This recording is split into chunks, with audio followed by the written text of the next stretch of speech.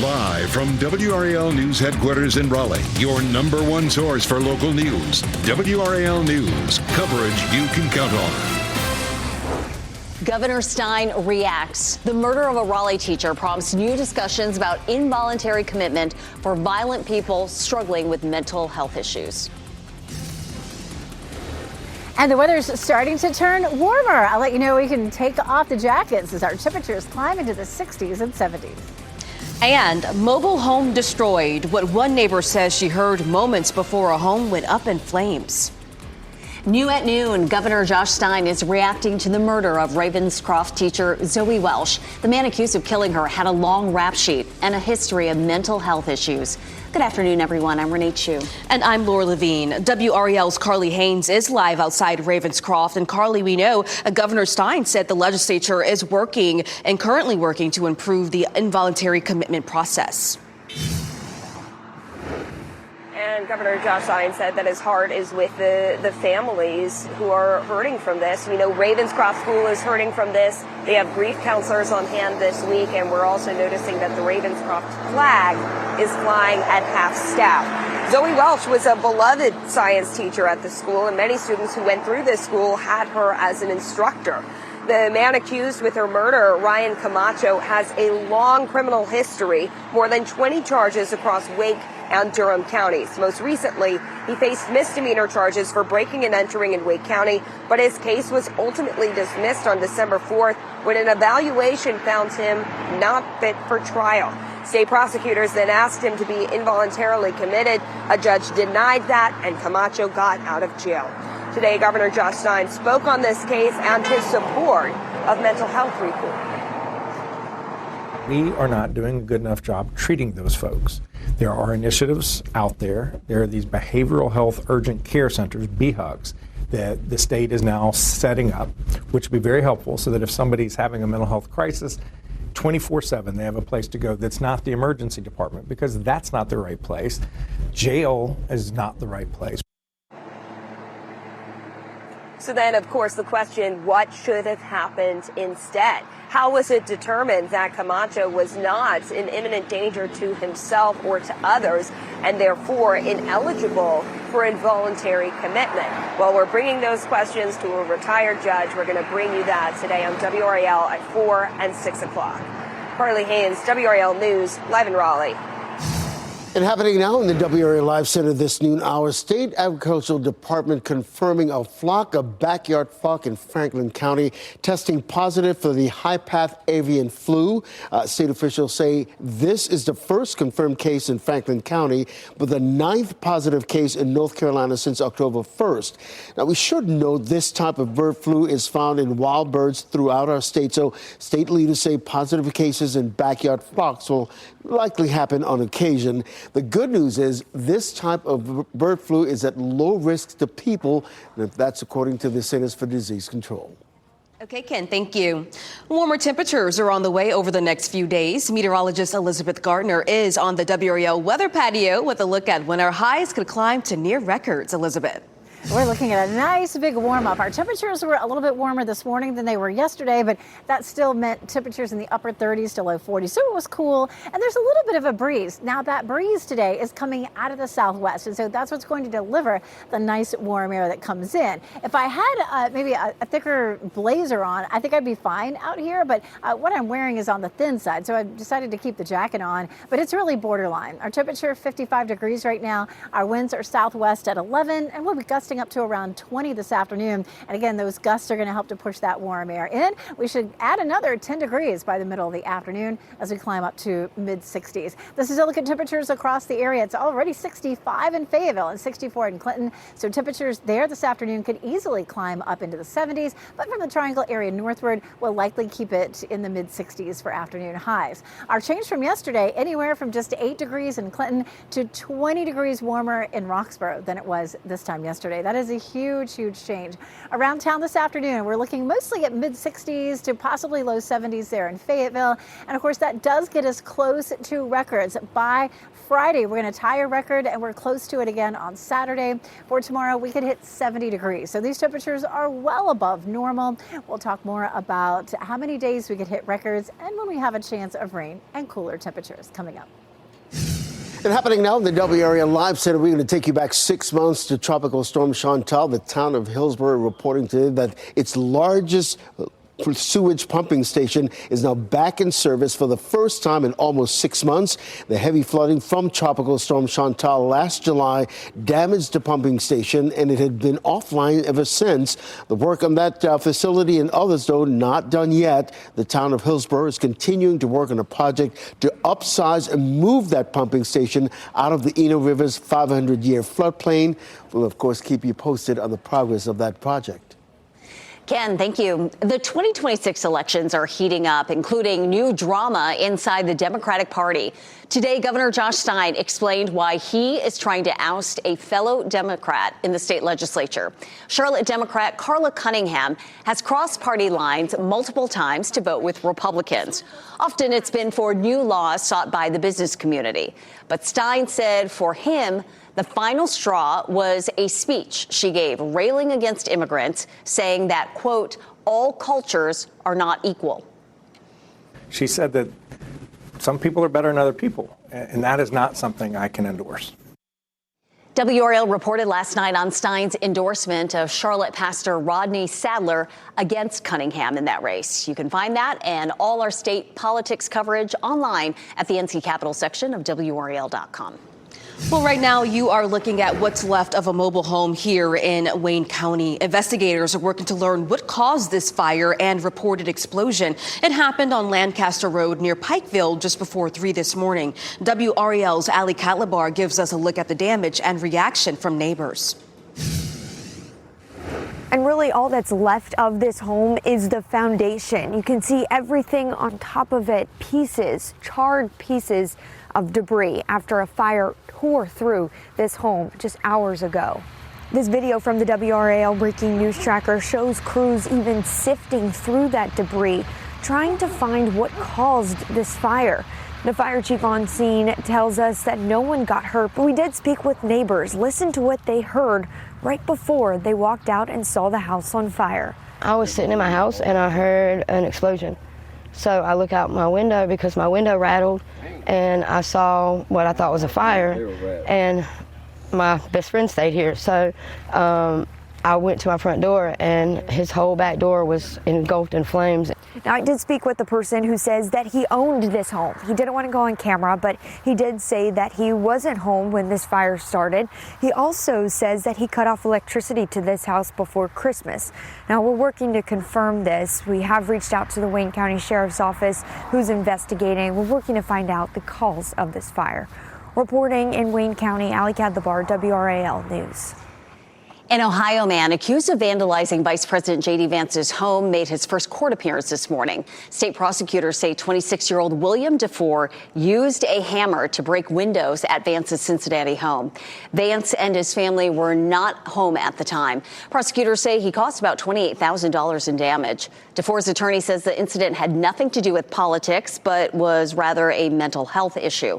A judge set DeFore's bond at $11,000. A court date has not yet been set for his federal charges. Stocks are on a tear this midday. Take a look at the Dow Jones Industrial Average, up 300 points.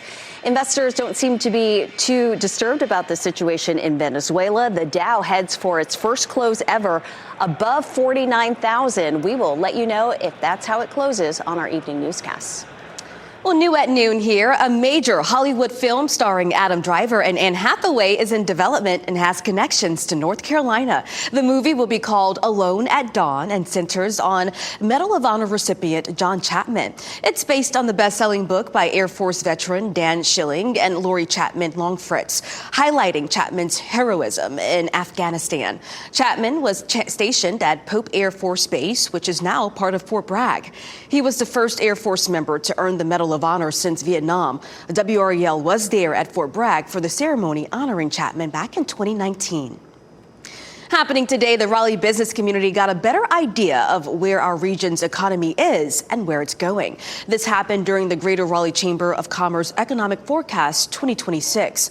Economic, real estate, and business experts gave their takes on housing affordability, finding workforce talent, and AI, among other things. They also provide perspective on how global circumstances affect the Triangle, including you and your family. WRAL's Chris Lovingood served as the Master of Ceremonies, and if you missed the presentation, you can watch it right now on WRAL.com. Next at noon here, out of control. A wrong-way driver prompting danger on a busy Milwaukee road until a deputy puts himself in harm's way. The dramatic body and dash cam footage capturing the moment. Also, victims honored.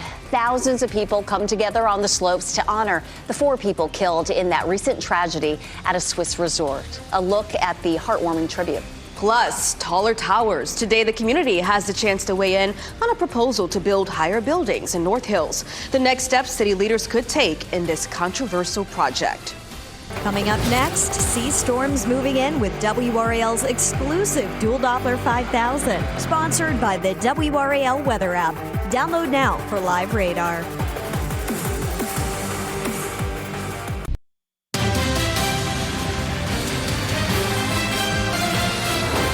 A Milwaukee County deputy puts himself in the path of a wrong-way driver to prevent a New Year's tragedy. Yikes. The driver of a Mercedes-Benz crashed head-on into a deputy around 2:30 a.m. Deputies estimated he was going 30 to 45 miles per hour at the time. After the crash, the deputy rushed to help the other driver, and when asked how much he had to drink, he stated, "A lot." You know what you're doing right now? I live. Okay, you understand you're driving on the wrong side of the freeway, right? Freeway, yeah. I know that I'm on the freeway somewhere. This is the second time the 23-year-old has been cited for drunk driving. Investigators say he drove the wrong way for upwards of 2 miles, nearly crashing into several other cars. No one else was hurt.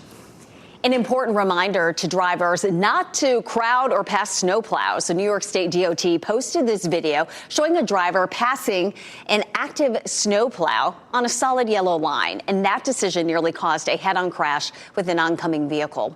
Officials urge drivers to make better choices, slow down, and let plows do their job safely. Might see them later this winter. A heartfelt tribute to the victims of the deadly New Year's Eve fire at a ski resort bar in Switzerland. About 1,000 skiers hit the slopes to form this giant heart on a mountain in Crans, Montana. The event honored the 40 people killed and more than 100 injured as they rang in the new year. The tribute was organized by a Swiss ski school along with local ski clubs. What a sweet tribute. Well, the Olympics are just a month away, and if you can't make it to Milan Cortina for the games, you can find a piece of Italy in Northern Virginia. Jumi Alabanji shares the meaning behind a sculpture created by an Italian artist called Building Bridges.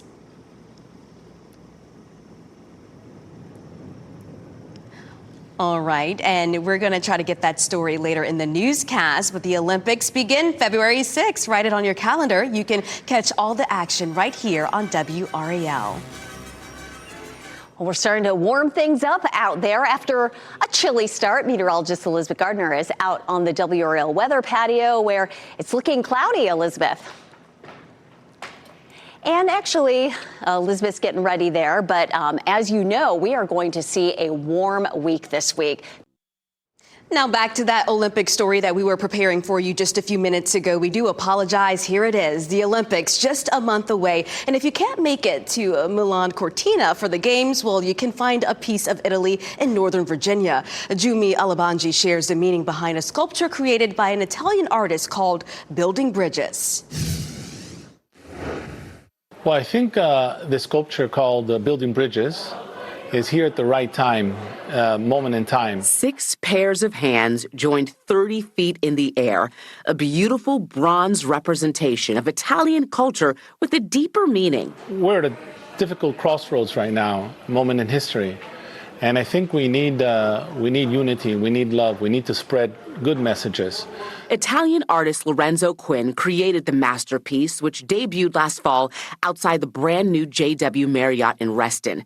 It's a smaller replica of his famous work of the same name located in Venice, Italy. The Reston sculpture, he says, represents love, help, hope, faith, wisdom, and friendship. Values important whether you live in Italy or the DMV. And I wish people to interact with the sculpture and to get this positive vibe and to spread some love and positive energy that we need. Venice is known for its canals and gondolas and also seen as a city that bridges cultures, similar to Washington, D.C. JW Marriott officials saw the sculpture on a trip to Venice and wanted to bring it here. As the newest and largest luxury hotel in Northern Virginia, they say their space is also a place for people to create connections. For me, having it here, it makes the whole thing special and tangible, because literally bringing those connections together, connections with our colleagues and connections with our local community, is such a wonderful next chapter in Reston's story, from when Robert E. Simon had a vision for here where everyone came together as a local community to live, work, and play. If you can't make it to Italy for the Olympics, why not take a drive to Reston and enjoy some pasta, wine, and a bit of Italian culture? Saluti! Not a bad option at all. And a reminder here, the Olympics begin February 6th. You can catch all the action on WRAL.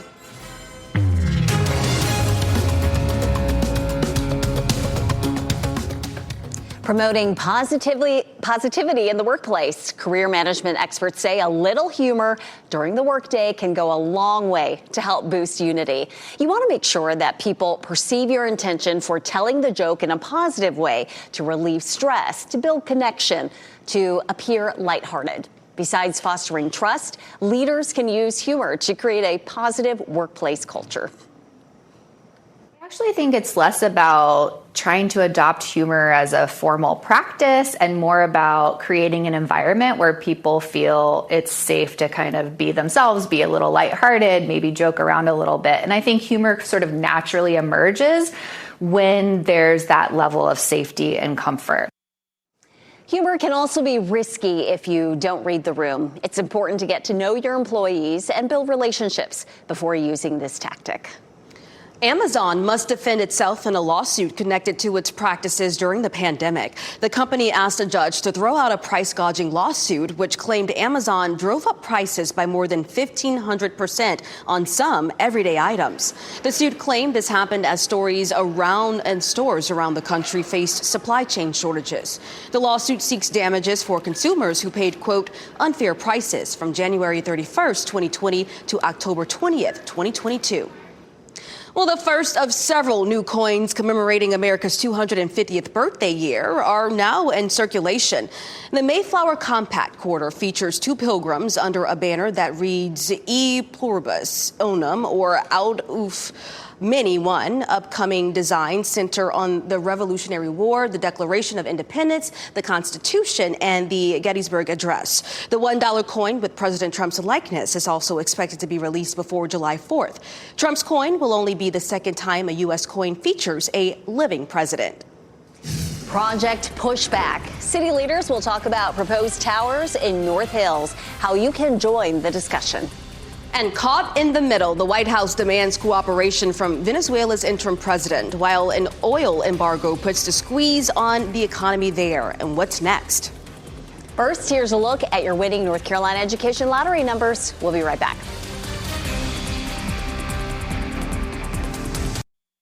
Shot in 4K ultra high definition. Your number one source for local news. WRAL News. Coverage you can count on. The U.S. operation in Venezuela has been drawing widespread condemnation from governments around the world. It's also gaining support from refugees who wanted to see Maduro and regime gone. NBC's Gabe Gutierrez is following that part of the story from Colombia's border with Venezuela. Venezuela is on edge today after mysterious gunfire erupted in Caracas overnight. Witnesses say that security forces opened fire on unidentified drones. And two White House officials tell NBC News that the U.S. was not involved. Now, this all comes as questions mount about the future government of Venezuela. Yesterday, Delcy Rodriguez formally was sworn in as Venezuela's interim president following Nicolas Maduro's capture. Rodriguez has softened her initial tone and is now offering to collaborate with the Trump administration, even as her government ordered police to arrest anyone involved in supporting this weekend's U.S. attacks. Also, exiled opposition leader and Nobel Prize winner Maria Corina Machado, whom President Trump said does not have the respect to govern Venezuela, now says that she plans to return to her country as soon as possible. President Trump, meanwhile, has said that he is focused on Venezuela's oil, indicating to NBC's Christine Welker that the U.S. may have a presence there for a while, and saying that the U.S. may help oil companies rebuild over a period of months. Across the region, however, there are growing concerns after the U.S. State Department posted a taunting image. This is our hemisphere. President Trump has also weighed in on the future of other countries in recent days, saying Cuba is ready to fall and that the U.S. could make an operation in Colombia, which sounds good to him. Now, here in Colombia, the president has called for sovereignty demonstrations tomorrow. Dave Gutierrez, NBC News, Cucuta, Colombia. Ukrainian President Volodymyr Zelensky is in Paris to meet with members of the Coalition of the Willing. That's the group of Western countries working to end the war with Russia. After meeting with French President Emmanuel Macron, Zelensky posted to social media that diplomacy and assistance must go hand in hand. Today's meeting is expected to focus on details of allies' contributions to future security guarantees. One more note about international news here in the WRAL Live Center. We're just getting word that Israel has cleared the final hurdle to begin construction of settlements that could be built in the West Bank in terms of what's happening there, considering the ceasefire that went into effect several weeks ago. This has been an issue that Israel has been working on. Now they're saying that they've cleared the final hurdle to begin building those settlements. We'll continue to follow this story here in the WRAL Live Center. Look for updates in our news starting at 4. Ken, thank you. Today, we could get an update on the North Hills rezoning project. Raleigh City Council is holding a public hearing on the proposal to build 4 towers up to 37 stories high around Six Forks and Lassiter Mill Roads. WRAL's Kelsey Coffey explains why today's hearing matters. Tonight, city leaders are asking for your input on rezoning North Hills. Community members will be walking through these doors here at City Hall to share their opinions tonight on a project that's been getting a lot of pushback. Kane Realty wants to build 4 towers around Six Forks and Lassiter Mill Roads in North Hills. Those towers could be as high as 37 stories, making them the tallest in the city. The developer tried to get City Council to pass this before, but it didn't go through. The Raleigh Planning Commission signed off the proposal last year. We've talked to several people who live near North Hills. They say they're concerned the project will create more traffic and overcrowding in an already busy area. We emailed Kane Realty about the project yesterday. They sent us a statement saying in part that this rezoning request does not propose any increase in density beyond what is already allowed today, which means it would not add traffic beyond what is already permitted. People can share their thoughts tonight at 7 here at City Hall. Kelsey Coffey, WRAL News in Raleigh. City Council will also get an update on the recovery status of the Raleigh Convention Center today. The event center has been closed since a fire broke out on the roof more than a month ago. The fire caused an estimated $2 million in damage. Council members will get an update and vote on a resolution to give the city manager authority during this recovery period. And happening now in the WRAL Live Center, the Wyoming State Supreme Court ruling today that legislative bans, including one on medication abortions, violated the state constitution. The court's decision reinforced the 2012 state constitutional amendment protecting reproductive rights, ensuring freedom from government interference in personal health choices, including abortion. We should note that while state bans have been blocked like this one in Wyoming, the legal situation remains extremely complex with ongoing court challenges and evolving policies in many other states. Thank you. Federal health officials now recommend children get fewer vaccines. This comes as flu levels in the U.S. reach the highest level in 25 years. Reed Binion explains that some fear the new overhaul will lead to more infections. Today, HHS Secretary Robert F. Kennedy announced plans to alter the U.S. childhood vaccination schedule to be Health experts expressing concern over the Department of Health and Human Services' decision to recommend fewer vaccines for most American children. If changes to our schedule are needed, and over the years we've made lots of changes when evidence supported it, they should come from careful scientific review. A number of recommendations remain intact, including those for the measles, mumps, and rubella, and immunizations against polio, chickenpox, HPV, and others. But officials are narrowing recommendations for some vaccinations, including hepatitis A and B, to children who are broadly at higher risk for infections. As for flu, COVID-19, and rotavirus, officials recommend vaccination decisions be based on consultation with a healthcare provider. Some experts worry reduced vaccinations could lead to more preventable infections in children. Parents deserve clear, consistent, evidence-based guidance they can trust. And with that in mind, now new restrictions for visitors at Duke Health are now in place. This comes as flu cases are on the rise nationwide. Access is now being restricted to anyone 12 years old and younger.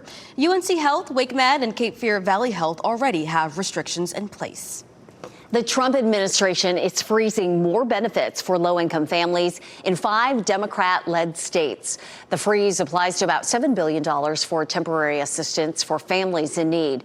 It also affects more than $2 billion for the Child Care Development Fund and millions for the Social Services Block Grant. North Carolina is not impacted. Stressed out, what to look out for in your kids if they are juggling too much, and how to help them find balance. And end of an era. The Corporation for Public Broadcasting votes to officially shut down. The impact on media stations across the country. And remember, you can watch WRAL News live anytime on WRAL.com or the WRAL News app on your streaming device. The Corporation for Public Broadcasting is closing its doors following a decision by Congress to end its federal financial backing. Members rejected a suggestion to place itself in hibernation just in case Congress restored its appropriations. The leader said doing so could create political manipulation or misuse. For decades, the organization funded PBS, NPR, and hundreds of radio and TV stations across the nation. Well, new today, NASCAR's commissioner is stepping down. Steve Phelps made the announcement today after more than 20 years with the top racing series in the U.S. He'd leave the sport at the end of the month before next season begins. Phelps was named NASCAR's first commissioner last year. He faced new scrutiny after a trial involving Michael Jordan and his NASCAR team. The racing series settled with Jordan's team. Tonight on WRAL, we have NBA on NBC. The Minnesota Timberwolves are playing the Miami Heat. Tip-off for that game is at 8 tonight. And 2 of our Triangle ACC men's basketball teams are playing tonight. Duke is at Louisville. Tip-off is at 7 p.m. And then at 9, NC State takes on Boston College. We'll have the key moments from those games during our late newscasts. Goal achieved. Hockey fans flood the ice with tokens of warmth, the heartwarming effort to provide companionship for children. And playoff preps, what the Carolina Panthers are relying on to carry them through the postseason.